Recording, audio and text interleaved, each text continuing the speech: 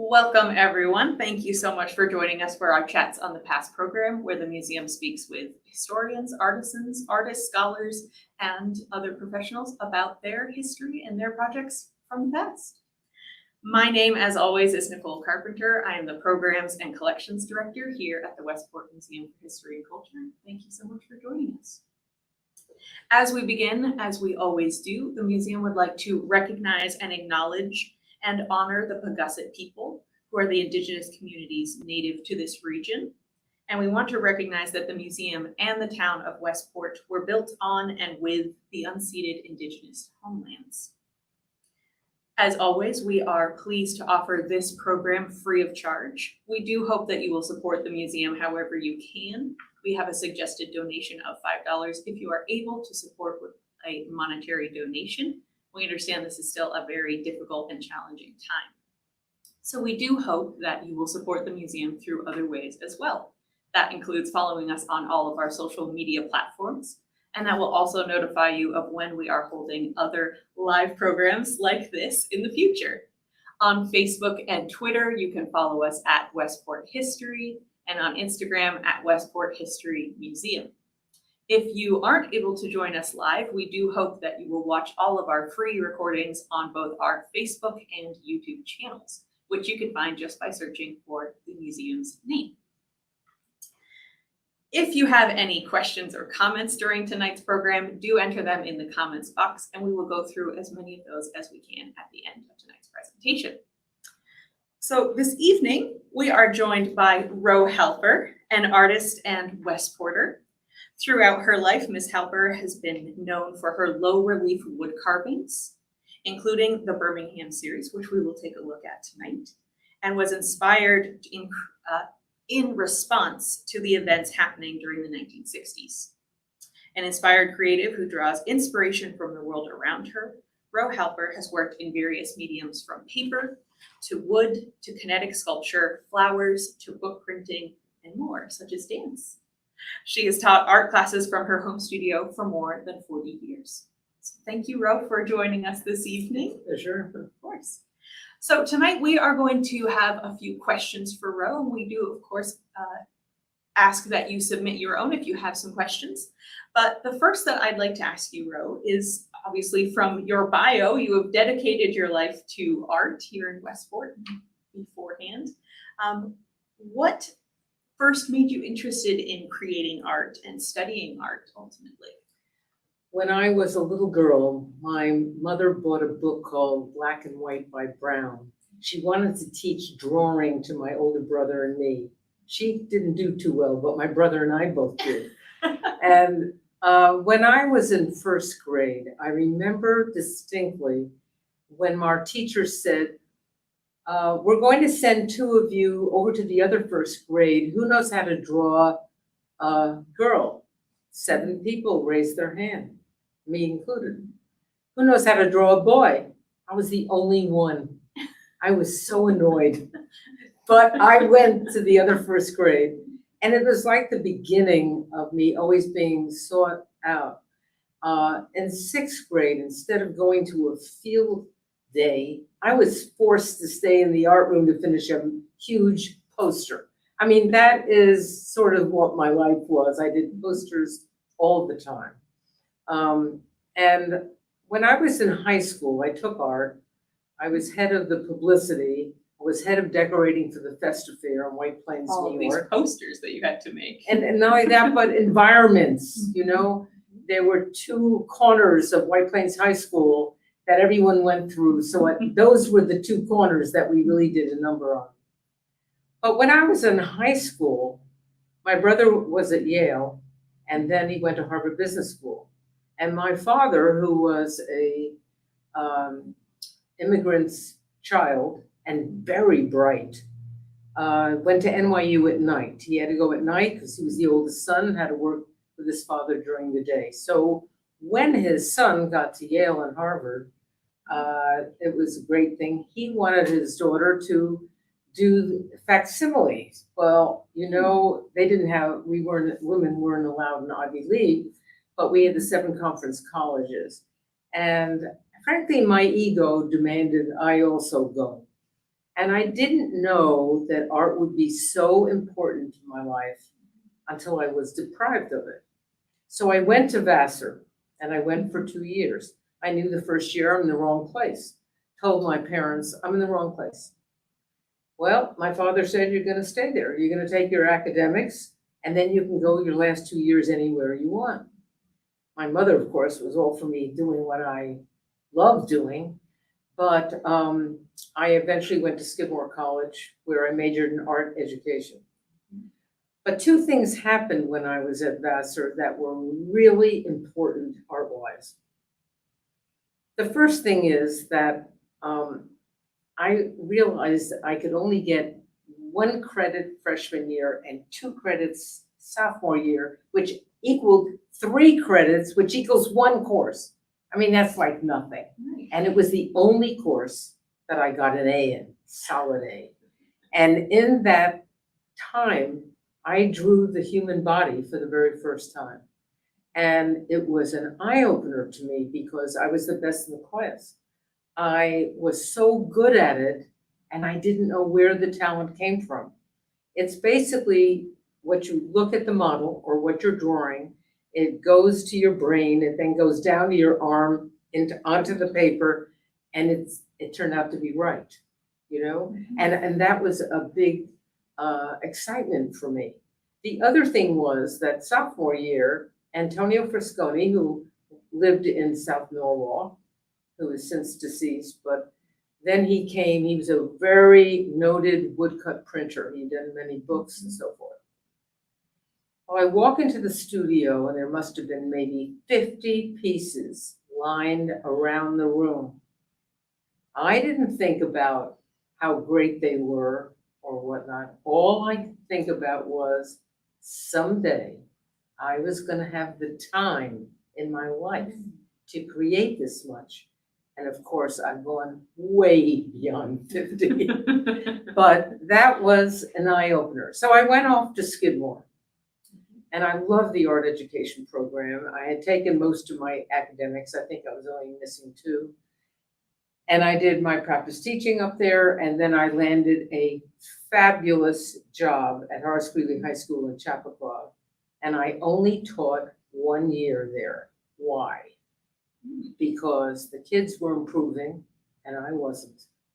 And it was interesting, I was just married and I really felt I wanted to try being an artist before I had children. Otherwise, I'd put it off for the rest of my life. And by the way, there was a very interesting experience I had senior year of Skidmore. I had to do a final project. And I decided to do color woodcuts. So I went back to Antonio Frisconi, went to his home in South Norwalk. Did he inspire you to do woodcuts, or was that something No, you were it fascinated me. Mhm. I loved the process of the cutting. So he told me the following things. Well, if you want to be a great artist, don't get married. I said, what are you talking about? I'm getting married 1 week after I graduated from Skidmore. He said, okay, if you get married, don't have kids. I said, what are you talking? I'm marrying my high school sweetheart. Of course we want to have kids. He said, all right, if you're not going to listen to me for 2 of these things, the third one's very important if you want to be a great artist. And he said, you are to read the best books. You are to see the best plays, the best film, art film, great concerts, art shows. You are to grow aesthetically and always seek a higher level. And then you will do the same in your own work. And that was, to me, very impressive. So impressive, I tell that to my students. So I really think it's so important. You have to be educated, and you have to read good material and see good art, any kind of art. So, all right, I'm now, I taught Horace Greeley, and my husband was going to night school, and he felt that he really didn't want to finish, although he did continue a little bit more afterward. He wanted to start business in Connecticut. And the reason for Connecticut is when you have 2 sets of parents who live in White Plains, you want to get the hell out of there. So in those days, you paid for a phone call, but Westport was a toll call, so you wouldn't have to call too much, and they wouldn't call too much. And if they came to visit, they wouldn't have to sleep overnight. So that was our reason. And then my husband opened up the New York Times Magazine one day, and he read that Westport had bought Longshore Golf Club, and he was a par golfer. He was fabulous. But we didn't have money. We were just starting out. So having a town own the golf course made it feasible for him to be able to play. So that was the first reason why we moved here. Right. And then the second was art. And the famous artist school was there. But if you took art education as I did, our whole philosophy, as we were being taught, was totally different from what famous artist school was doing, which was a very commercial enterprise. But Did you know how ideologically different they were before you moved here, or was that Well, something that you when I thought about moved here, pursuing? I then found out about the famous art school. I looked up, and it didn't matter. I wasn't going to be teaching here. That was what I was just going to work on art. I mean, I thought I was so terrific to have all this time, and maybe 4 or 5 things I did that year. I mean, like nothing. But I was just starting out. We lived in a cow barn, and we had very little money. My husband was starting his business in Stanford. I had no car. And what year was this, Roe? 1960. 1960. And it's okay. I have no regrets because you have to start somewhere. And I had always been so revved up, nonstop work and study, that it was a year that I sort of unwound a bit. But I couldn't go out and just photograph anyone, although we had just been to Europe on our honeymoon and we came home totally broke, but I had a lot of photographs from that. But, it was the beginning of me working, and I also got interested shortly after that in the World Affairs Center. I can't remember the exact date, down in Westport. And we were interested in peace, anti-war, civil rights, and I met a lot of fabulous people and fabulous artists. And among those artists were 3 men that were my mentors. And I'd say the first one was Stanley Blarfeld. He died at age 87, unfortunately. He was from Weston. He was a sculptor, and he did the Navy Memorial in Washington, the Civil Rights Memorial in Richmond, Virginia. I mean, he was a great artist. And when I was 50, I went to Stanley. I said, I got to start doing sculpture. I promised myself at 50 I'd start. He said, okay, but you don't have to go to my class. You're already an artist. So I'll give you some technical information. But he was a great inspiration because he was a great human being. And I really cared about him. And he was so helpful. And then there was Leonard Fisher, who's still alive. He's 96, 97, 98, I don't really know anymore, but he is a presence, a realist artist, and always encouraging. And that was terrific. And I meet him to this day. I recently went to see him. He lives not too far from me, and actually he's always been there for me, and I was always supportive of him as well. I was able to sell a few pieces for him. And then there was Tracy Sherman. Now, Tracy Sherman was a finest of men, really. What he went through at age 22, when he was a part of the, not the evacuation, but when they came to Omaha Beach and so forth. He was in one of those boats back and forth, and he talked about it. I was always there when he was presenting one of his art things, like when he went down to work on civil rights and so forth. But he was part of that World Affairs Center, and that all of these 3 men were so encouraging to this 23-year-old who just was starting out. Well, by 24, I had a baby. Right. And, I mean, in my milieu, I was already getting old. I honest. So, I had a child at 24, and he's 59 now, and my daughter was born on my birthday, and today is my That's birthday. right. So I'm Happy 84 birthday. today, but it was on my 27th birthday that she was born. And children, my family and my marriage always came first. Always came first. And after each child was born, I took off 9 months after each child, just to bond. And it's interesting, a very famous psychiatrist, Dr. Tech, always felt, Leon Tech, that a baby should be in the body for more than 9 months, like 18, but it can't do that. So Right. it's 9 months in the body and 9 months out of the body. So I was, that actually happened to me. I needed to bond with that baby for 9 months. And then my husband said to me, as I was getting a little temperamental, get thee to the art room. And the art room was a 9 by 12 room in a tiny house. Oh, no. But I began to work. I mean, it was so small that I remember when I was working on the wood carving for the March on Washington in 1963, I had to step on the wood carving to get from one part of the room to the other side of the room. But Now, at this point, Ro, what was the majority of the art that you were making? You mentioned woodcuts. it Is was that... woodcut printing. Mhm. And then I realized that printing was taking too much time and it bored me. Mhm. So I just went for the wood blocks. And I would go to get 2-inch thick clear pine, and I would just do drawings on the wood and then carve out a part of it, sometimes stain it, most of the time stain it. But I was just working on low relief wood carvings. The term woodcuts means a print.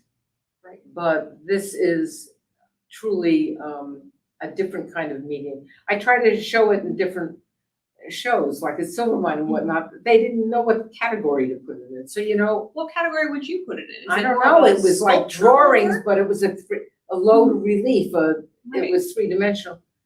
I don't know. It's just something I had to do. And what is interesting is that if I got that energy out of me onto the wood, the work was very strong, very powerful. Mhm.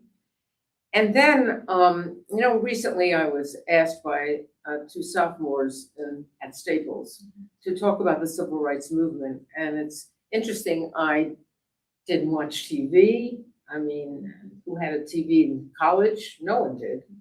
I didn't have time to watch TV, listen to the radio. But I began to, by the time 1961 about, and I was tuned in, and I think what really got to me, because don't forget I was working with babies and so forth, Right. was by 1963, when I saw those hoses attacking the people and the dogs in Birmingham, it just got into my inner gut. And I went to high school, White Plains High School, where Blacks were our friends. We called them Negroes at the time. They were our friends. They were on the sporting teams together, in our classes. And although socially we really weren't together, but we never thought of them as less than ourselves. Even though I came from a family which had earned a lot of money, I lived in a very beautiful home. It did not mean that I looked down on them. And but there were 2 women who over the years did work for my parents who were Black.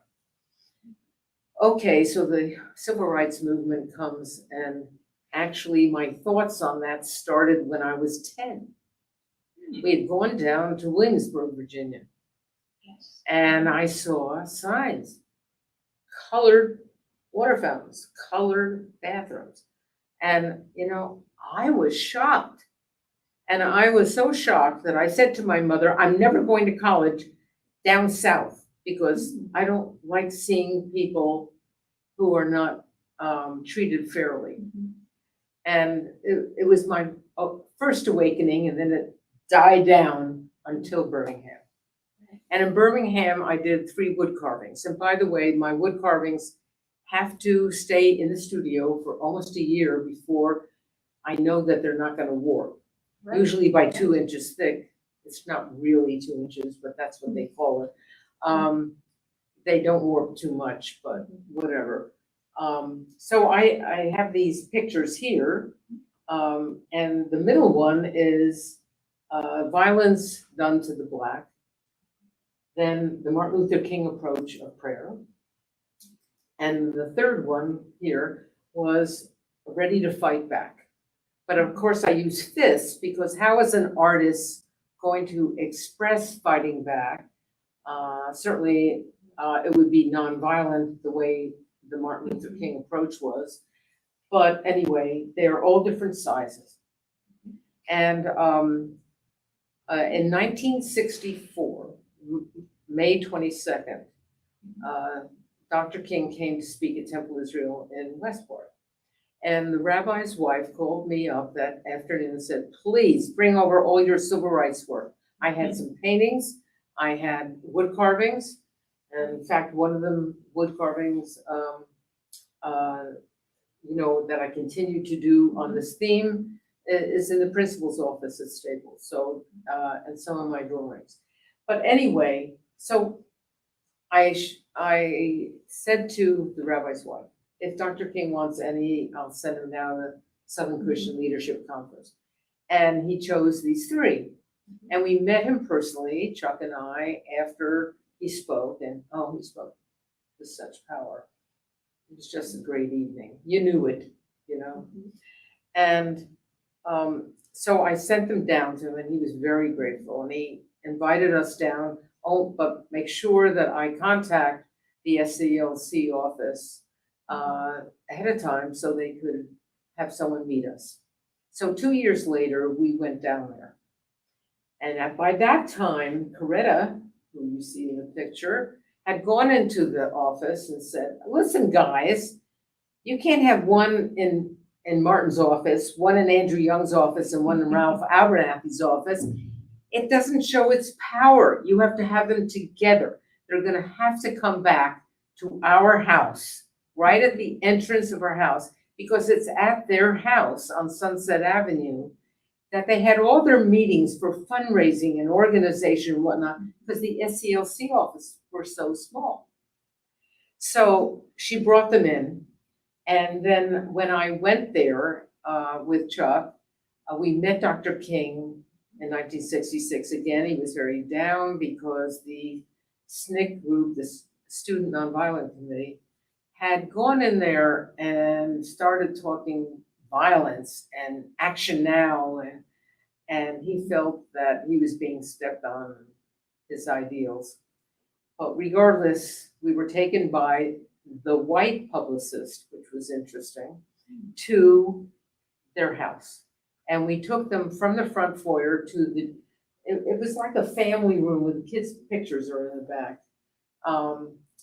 And she was wonderful. She apologized for her dishwasher and her washing machine. I said, you are apologizing to me, 29 years old, doesn't everyone have these? She said, no, not in this area. And I have them because Martin will bring over 25 people at the snap of his fingers, and I don't have help in the house. I needed a little help, and I did it with machinery. So that was her experience, and I found that amazing to me. Well, yeah, go ahead. About the cuts, you said you created more than 3.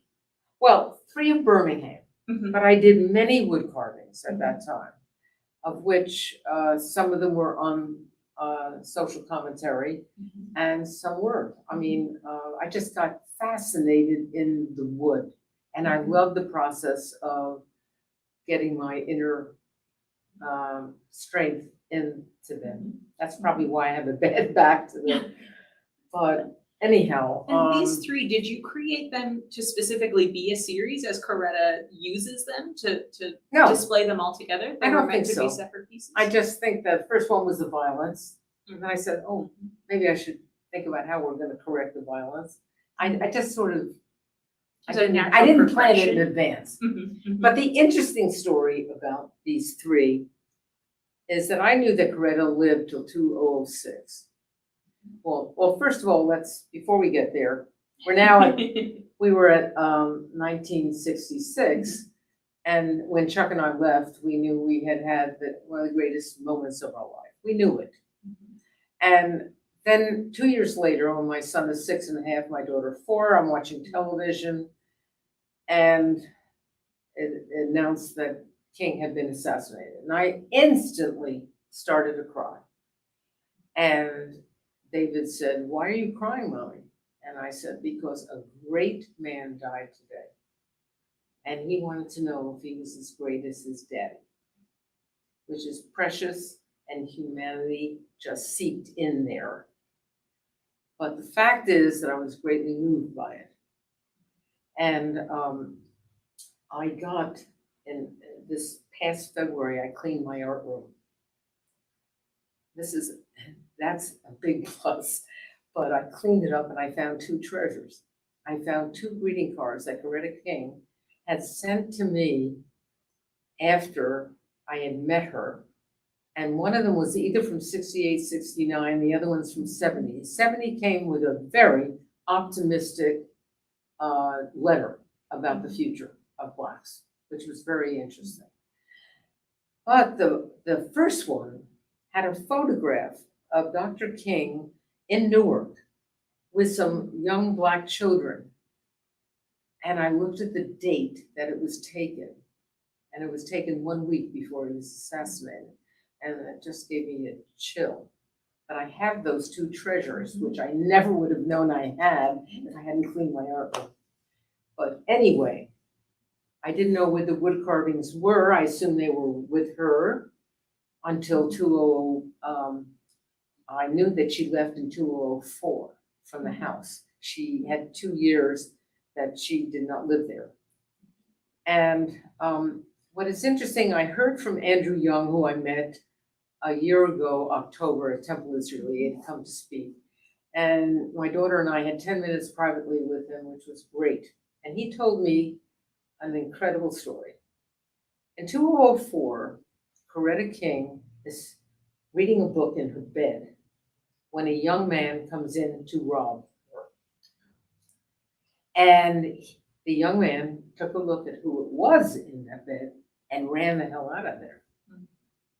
And she calls up Andrew Young, she says to him this whole story, and he immediately calls up Oprah Winfrey. Oprah, get her a condominium with a doorman today. He wanted her out of the house.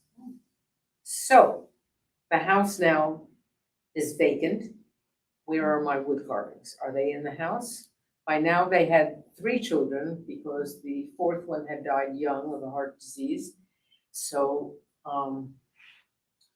anyway, I didn't know where they were, these wood carvings.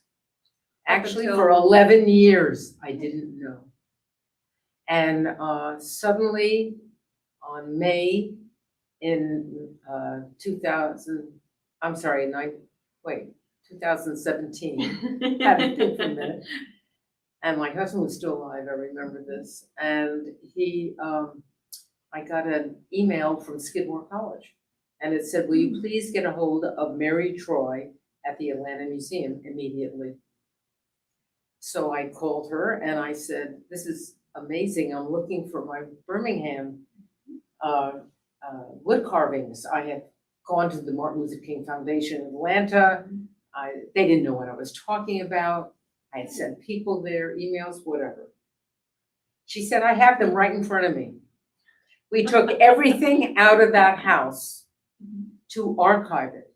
Now, to archive, you have to do all the research on it. So I was interviewed on the phone about why I did them, where I did them, how did King get them, and so forth. It was very interesting. But they thought my name was Harper because my name is carved in Your it, signature. except for one, and that's the middle one. there's like a line there in white. And that's the early way that I used to sign R.L. Shaman, my maiden name, Halper. So they then went to Shaman, my maiden name, got to Skidmore College where I was graduated from, and that's how I found out where my wood carvings were. It was just amazing to me. And then I was given the name of the curator now of that, and the story was this. The National Park Service wanted to buy the house. I don't know if they wanted it separate as a museum or part of the Civil Rights Trail, which they have down south. But the family would not sell it to them because they were still angry. Dexter, the second son, was still angry at the National Park Service for the Atlanta Olympics. They had moved the Ebenezer Baptist Church, the community center, and other buildings without even asking the Black community. So Andrew Young told me a year ago, October, that because he had been the mayor of Atlanta, he knew a lot of very rich people. So he called up one of these fellows. I don't know if the person was white or Black, none of this matters, and said, is there any chance that you could buy this house from the King family and then donate it to the National Park Service? And that's what happened. So it's really quite an unusual story. And they are renovating it. And I was told it would take 2 to 3 years before that'll happen. You want to know something? It's now over 2 years. And I called again to see how are they doing. And the answer was COVID has made it impossible for us to get workers here. Right. We are very delayed.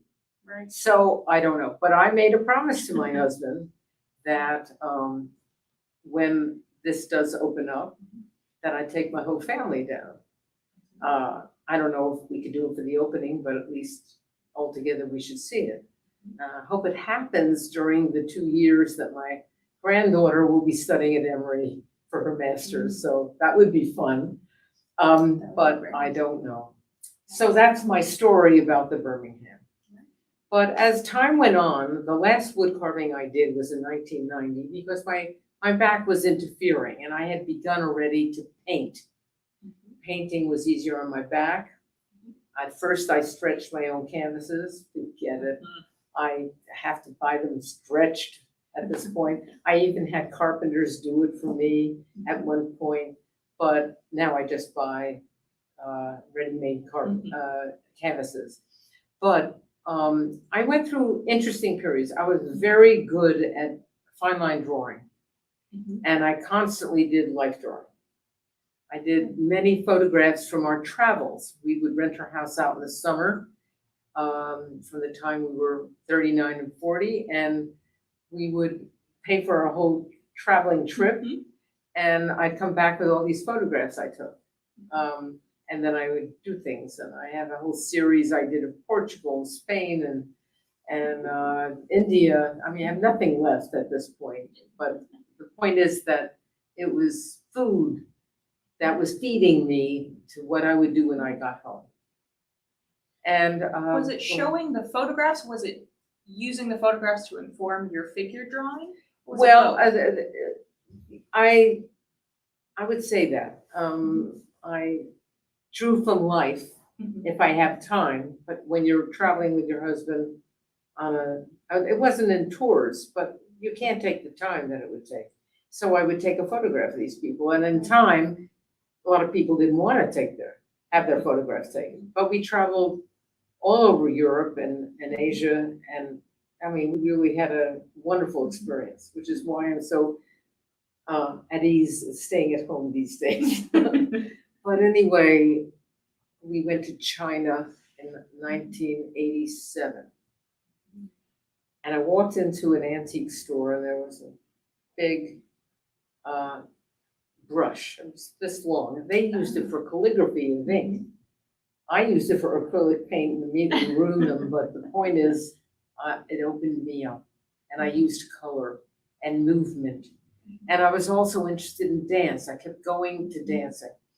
I've never been a dancer, but I remember going to my high school English teacher and said to her, you know, I'm really interested in dance. And she said, I said, because it's like kinetic sculpture. Mhm. She said, if it's important enough, it's gonna come out in your lifetime. And it certainly has. A lot of my work is dance. The movement that I make with the brushes and whatnot reflects dance and movement. So it's all been there, it just had to come out. Do you think that started with the woodcuts as well, that No, the physical woodcuts attraction? tightened me. Oh, okay. That's the reverse. No, the wood carving, what made that particularly difficult in wood carving, it's reasonably okay to do it with the grain. It's the moment you decide to go against the grain and make circles, very hard. So it's very tightening and very tense, where using these brushes with color and whatnot, gosh, that was an exciting freedom for me. And I still have these brushes, and any of my friends who would go to China would come back giving me brushes, but nothing beat that first time, that great big one. And they had to pull me out of that antique store. I was on a tour then, because that's the only way you could do it at that time.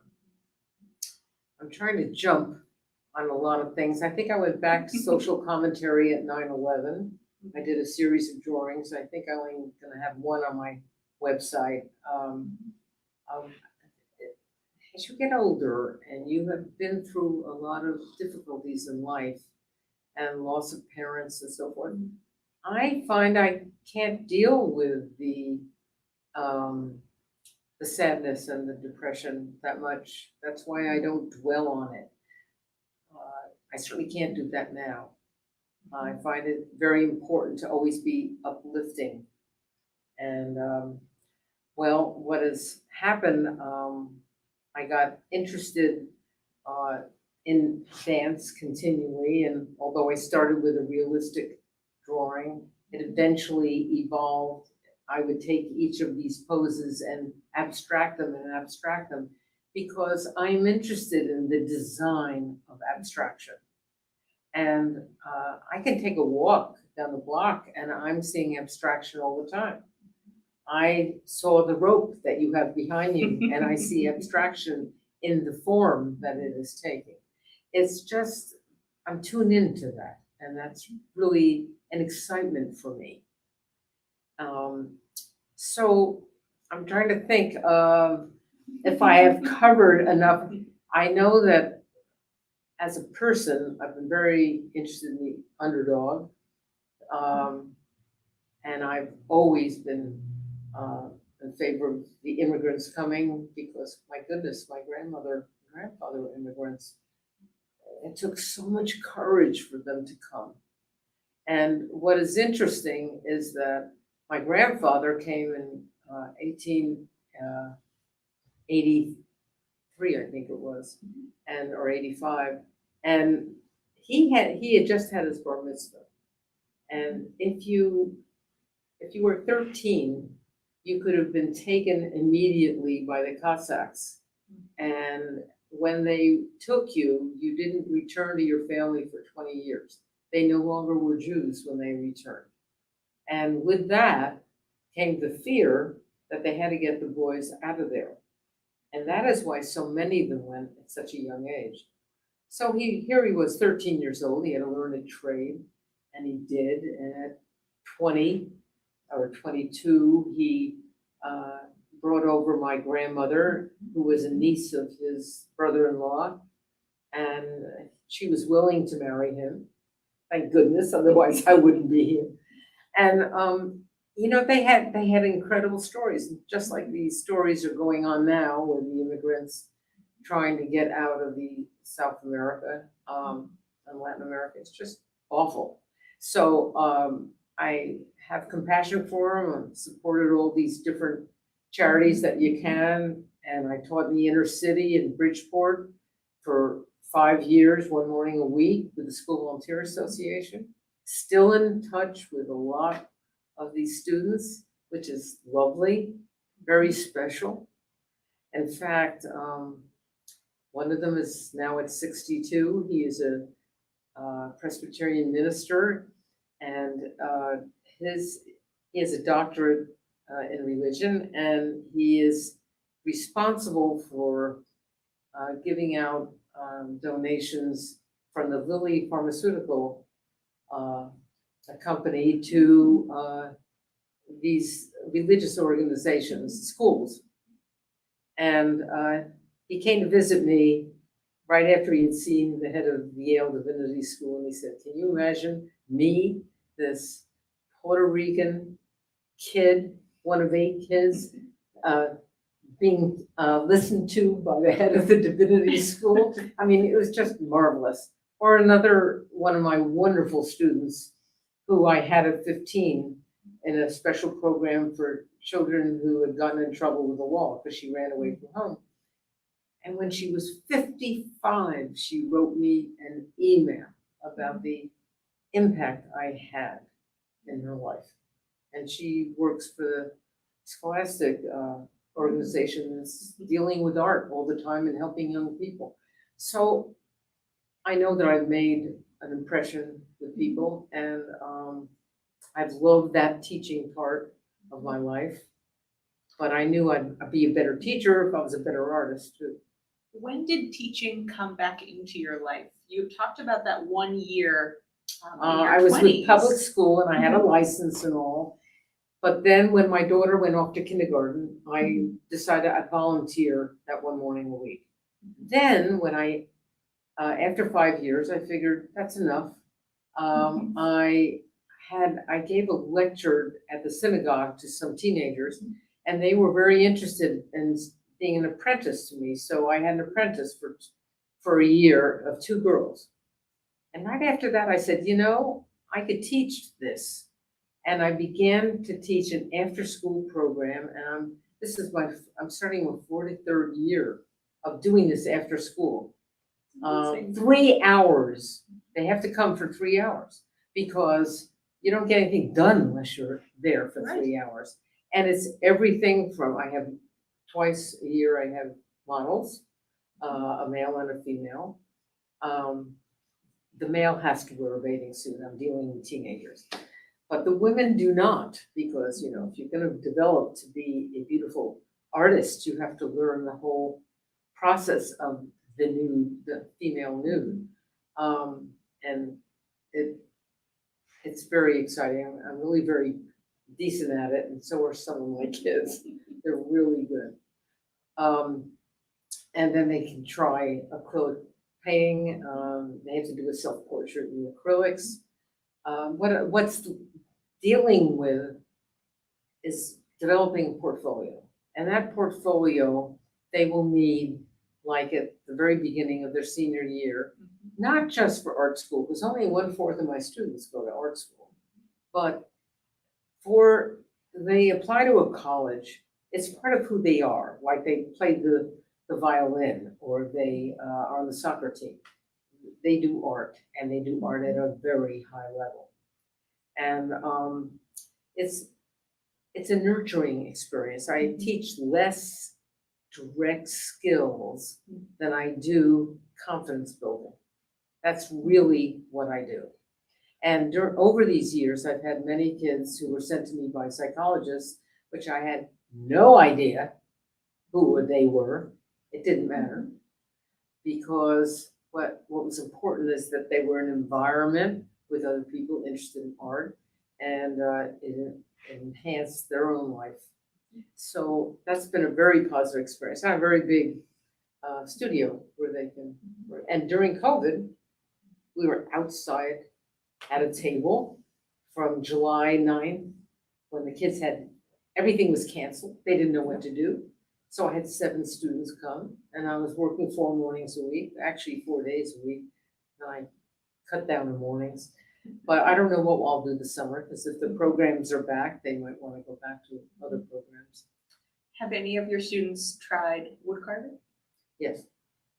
One's working on it now, and several have, and one of them who did a beautiful wood carving is a teacher up in Berlin, Connecticut, in a high school. That's great. You have touched on so many different topics, and there are a few follow-up questions that I have. But the question that I want to give you before we take any questions that we have from our audience, and then I'll go back to some of my questions. Art has had such an impact on your life, obviously, and you've had an impact on so many others. What do you think that art and just this history, this rich history that you've had can teach everyone, not just your students? What can our audience take away from everything that you've told us, Ro, and everything that you've experienced? And I've also left out my whole part of learning Jewish history and teaching it, which I did for 18 years through the arts, which is interesting. But I think that a person has to have a means of expressing what's inside of them. And sometimes it's in the visual arts, sometimes in interaction with other people. Like my husband was wonderful in his interaction with other people. That part of him was a blessing. And it's important to think positive. It's important to get out anything that you're feeling inside in a positive way and helping them. I once asked my father, what is the purpose of life? And his answer was to help one another. And that was interesting. But I would add to that, to express yourself in some individual way. And you don't have to set to a norm. It has to, what have you got to say? And it takes time to figure that out. Well, thank you, Ro. I think that's definitely a lesson that everyone should take to heart, especially now. Oh, yes. Well, I've only been upbeat during COVID because I've been home having to clean my house in our studio. No, but creating a lot of work. And you're about to show some of these paintings that were 5 feet by 4 feet that suddenly burst out of me. And I do not understand why suddenly that happened. But once it started, I did 8 in a row. I was hoping to have a show at the library. I was promised one. Of course, that's all delayed now, so we don't know when that will be. But it's really a powerhouse of emotion and color, and I think they're very upbeat. So are you going to be showing those at Yes, this point? everyone should see them on their screen now. They're beautiful, all of the color and the movement in them, the flow that's really there. It's very different from some of the wood carving. That's right. It's very different from this here. And well, anyway, I'm very grateful that I could get it out. To me, it was a turning point that I could do something this large, so free. And by the way, that series is called Orange because it's my daughter's idea. I seem to be putting a dot of orange in every one of them, and before you know it, I made sure there was orange in every one. It was very nice. It's wonderful. So we do hope that everyone gets to see them in the future. You have seen a digital version, but not the true pieces in person. We do hope that will happen. If we have any questions from the audience, we are happy to answer those. Type them into the comments box if you have any. I do have a follow-up question, Ro. If we go all the way back to 1960, I was wondering if you could tell us a little bit more about these 3 men that you talked about being your mentors, who you really looked up to when you came to Westport, when you first started your early career. What kind of impact do you think they had on you? You spoke about kinetic sculpture, but also Tracy was doing his illustrations or his inks of the South later on. Yeah. And then well, Leonard, wartime and whatnot. But he was a great drawer, illustrator. And that's part of what Westport had at that time, and a center for illustrators. Right. And don't forget, every magazine didn't have photographs as much as they had illustrations. And also, in newspapers, if you wanted to see what a dress would look like, it took a fashion illustrator to draw it. You didn't take a photograph of it. So But as I said, I met them at the World Affairs Center, and I met these men and women, and what they did, all of them, was to make cards for Christmas time and holiday time to sell. And they would be beautiful pieces of art and then a quote of some sort. And they were very touching. I began to understand how many people were as sensitive as I was about life itself. And that's how I developed the fact that I have 4 books of drawings with illustrations. And I also, as a Jew, rebelled against the conservative movement, which I was brought up in, and I'm Reformed. And I wrote a Passover Haggadah. I sold 24,000 of them, a very avant-garde kind of approach, because I wanted everything to be meaningful to me. I didn't want to do it unless it was meaningful. And anyway, so what was important was that the people that I met, not just these 3, were all involved with caring for the underdog, for bettering society, anti-war, and well, that's about it. I mean, because we had the same beliefs as they did, they became friendly with us, and we with them, and it was really very interesting to me. In fact, I remember when Eugene McCarthy was running, there was a big fundraiser on the Democratic committee in Westport, and I brought over some artwork, and one of them was bought by Brenda Cooper. Brenda Lewis Cooper was a star on Broadway and opera. Till the end of her days, I was a friend of hers. And because she supported me at a time I was just beginning, and it meant so much to me. And I had such respect for a woman who had a career as wonderful and positive as hers. So she only died a couple of years ago. So interesting. I connected with so many people from way back then. Another question that I had, Ro, was you spoke about not having a TV or listening to the radio or anything like that in the early 60s, but did you have an idea of what the feeling in Westport was about the movement, about the 60s? Well, I moved in 1960. I was isolated without a car. Right. All right. I'd occasionally hear a news program, but not much. We were young marrieds, you know. It was a different kind of a life. We were thinking of self, I guess, more important. And then I became pregnant and had a child when I was 24. And then but between 24 and 27, when I gave birth to my daughter, is when things began to really activate. In 65 which after my daughter was born, was the Selma March. But you know, I became very tuned in to all of that at that time.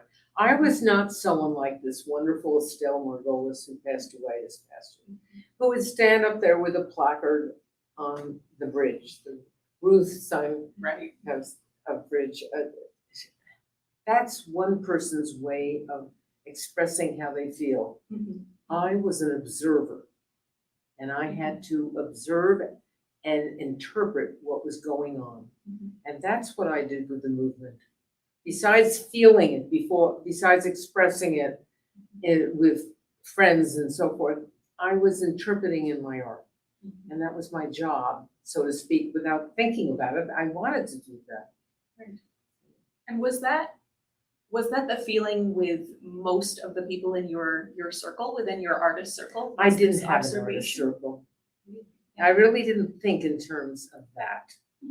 I had friends, mostly the young married ones who were just starting at Temple Israel, because I didn't know anyone except one person who had lived down my block that I babysat for in White Plains. And his family moved up here just at a time when they were lost a lot, his father lost his job, and he grew up here, and he hustled like you can't imagine. And this is Joey Kemper. And Joey, I hired Joey when I was pregnant with my kids because I couldn't bend down to wash the floor. And he washed the floor, and I was about to pay him because he needed the money. He says, "Oh, I want hardwood." And I was floored. Well, he just bought one of these paintings of mine. Oh, one of the orange. Yeah, but little did I know that he owns a tremendous art collection that's very valuable. But he's done incredibly well. And anyway, he's the only person, that family, that I knew when we came here. So we would join the temple and meet some young marrieds. And that was our social scene. And other than that, I didn't go out to lunch. I didn't do anything. I worked in the studio. That's all I could do. And when my kids went to school, I was in that studio from 9 or 8:30 until 3 in the afternoon when I had to start chauffeuring my daughter all over. My son went to sports after school, and my husband picked him up later. But that was my routine once they got older. Right. And of course, when they went off to college, that was tough for us. Yeah. It was hard. It was hard. But I still got work done. And then I went through a period, when my husband was not well, that it was very hard for me to get much done other than those 2 days a week that I was in the studio for teaching. But I made up for it this year. Right. Lots and lots of work done Yes, this it's year. done. And lots of cleaning out all of the wonderful things that you Gosh. found. And It's really, I did some drawings that amazed me, but it's fun to look back and know that you did well way back then. well, thank you for speaking with us, Roe. It was wonderful. Okay. I do want to thank everyone, of course, for joining us this evening. You can always go onto Roe's website, and you can also go onto the museum's website. There is a link where you can read Roe Halper's profile that was listed in our Westport in Focus series. So you can read a little bit more about Roe's fascinating life and her experiences. So thank you again, Roe, for joining us. This has been great.